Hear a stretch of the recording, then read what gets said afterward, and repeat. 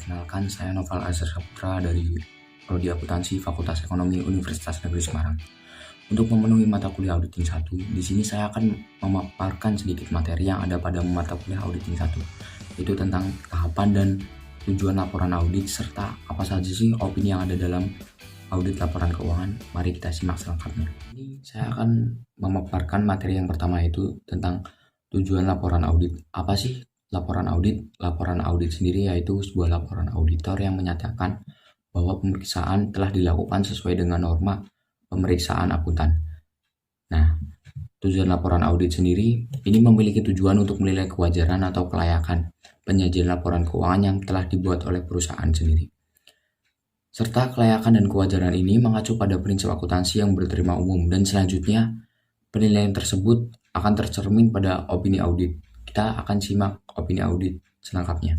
Yang selanjutnya kita akan membahas tentang opini audit yang terdapat 4 macam, yaitu yang pertama, terdapat pendapat wajar tanpa pengecualian atau unqualified of opinion. Artinya, laporan keuangan tersebut disajikan sesuai dengan standar akuntansi yang berlaku. Yang kedua, terdapat wajar dengan pengecualian atau qualified of opinion. Artinya laporan keuangan tersebut dapat diandalkan, tetapi masih ada saja beberapa masalah atau pos yang dikecualikan agar tidak salah dalam mengambil keputusan seorang auditor. Nah, yang ketiga, terdapat pendapat yang tidak wajar atau adverse of opinion. Artinya laporan keuangan tersebut tidak disajikan sesuai standar akuntansi yang berlaku atau ada kesalahan yang material dalam laporan keuangan tersebut. Lalu yang terakhir, terdapat pendapat yang tidak memberikan pendapat atau disclaimer of opinion. Artinya laporan keuangan tersebut memiliki kesalahan secara material dan manajemen klien perusahaan tersebut membatasi ruang lingkup auditor sehingga auditor tidak dapat meluaskan bukti yang ada itu. Artinya seorang auditor sendiri hanya memberikan opini yang secukupnya. Di sini saya akan memberikan soal kasus yang pertama. Selama melakukan audit atas rival company, seorang auditor bernama Putra menyimpulkan bahwa kemungkinan persediaan lebih saji secara material. Lalu klien tersebut menolak atas perizinan untuk memperluas lingkup audit untuk memastikan agar lebih tepat dan akurat dalam memverifikasi saldo dalam laporan keuangan. Apakah benar saji atau tidak? Nah, pembahasannya selanjutnya termasuk ke dalam apa? Nah, termasuk ke dalam disclaimer of opinion atau menolak memberikan pendapatnya dan tergolong dalam tingkat yang material yang tinggi karena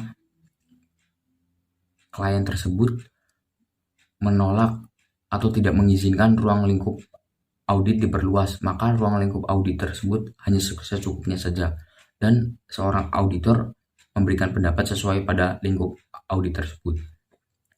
Lalu selanjutnya contoh soal kasus yang 2, yaitu sebagaimana kasus dalam salah satu seorang klien audit memiliki investasi yang material dalam sebuah perusahaan biosains swasta. Kantor akuntan tersebut menugasi salah seorang spesialis penilaian bisnis untuk membantu perusahaan tersebut mengevaluasi estimasi klien terhadap nilai wajar investasi tersebut.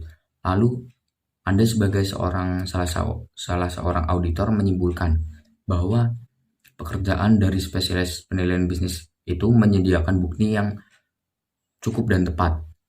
Lalu di sini kita akan membahas termasuk ke dalam konsep yang mana?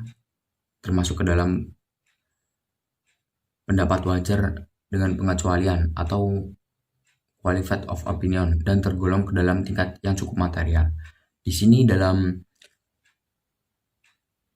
seorang auditor sendiri memiliki terlibat dalam spesialis bisnis untuk mengumpulkan bukti-bukti yang tepat dan cukup akurat tentang nilai wajar investasi. Nah, lalu auditor sendiri tersebut mengeluarkan pendapatnya dengan pendapat yang wajar dengan pengecualian. Yang pendapat yang ia berikan mampu menyimpulkan bahwa pekerjaan spesialis valuasi memberikan bukti yang cukup valid dan tepat. Nah, tetapi pendapatnya tersebut harus disertai dengan paragraf yang cukup dan bukti yang valid untuk memverifikasi yang sebelumnya apakah saldo investasi tersebut disajikan secara saji atau tidak. Karena saldo tersebut disajikan secara cukup material dan nilai wajar investasi tersebut memiliki laporan saldo dalam laporan keuangan yang cukup dan tepat. Opini yang terdapat dalam laporan audit sangat penting dalam proses audit karena merupakan sebuah informasi yang dapat diinformasikan kepada sebuah pemakai informasi tentang apa yang dilakukan oleh seorang auditor dan kesimpulan yang diperoleh seorang auditor. Nah, opini tersebut diberikan oleh auditor melalui beberapa tahapan proses audit, sehingga auditor dapat memberikan kesimpulan atas opini yang harus diberikan secara jelas dan atas laporan keuangan tersebut yang telah diauditnya. Nah, dalam memberikan opini audit, seorang auditor harus sudah didasarkan kepada keyakinan sebuah profesionalitasnya. Selanjutnya kita akan membahas tentang tahapan audit sebuah laporan keuangan.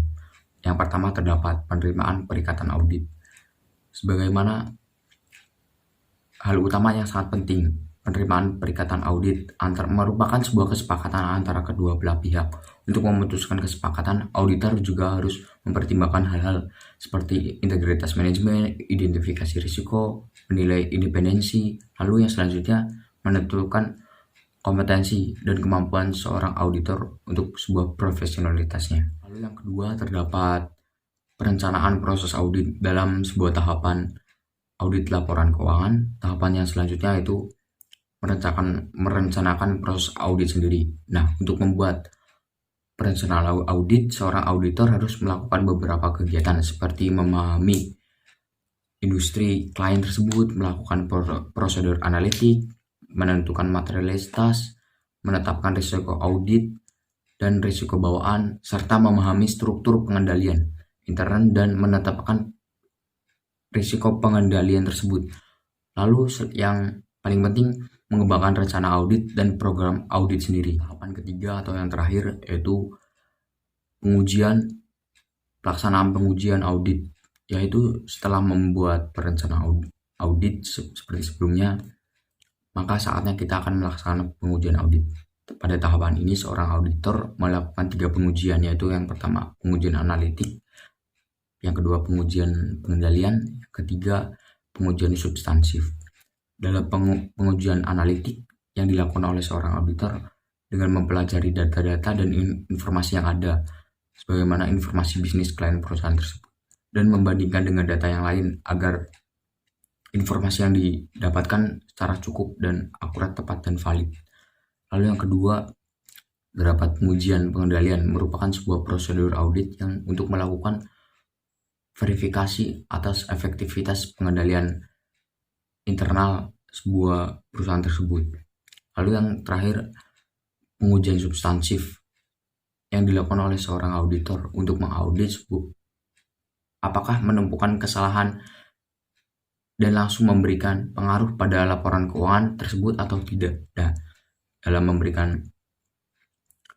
dalam pengujian substansif ini, apakah jika ada terdapat kesalahan, ya audit tersebut harus memberikan informasi data-data yang lain gitu, agar proses pendapatnya dan memperoleh informasi yang tepat, cukup, dan akurat. Lalu laporan audit sendiri dari seorang auditor akan dipergunakan sebagai alat komunikasi antara auditor dengan pihak manajemen mengenai setiap temuan setiap audit yang telah dilakukan oleh seorang auditor.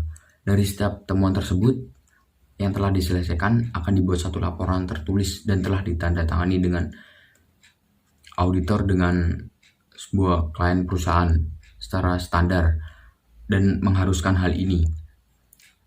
Nah, laporan audit sendiri harus ditandatangani oleh seorang auditor yang telah ditentukan oleh Kepala Satuan Internal Audit. Mungkin cukup sekian pemaparan materi dari saya. Kurang lebihnya mohon maaf. Wabillahi taufiq wal hidayah. Wassalamualaikum warahmatullahi wabarakatuh.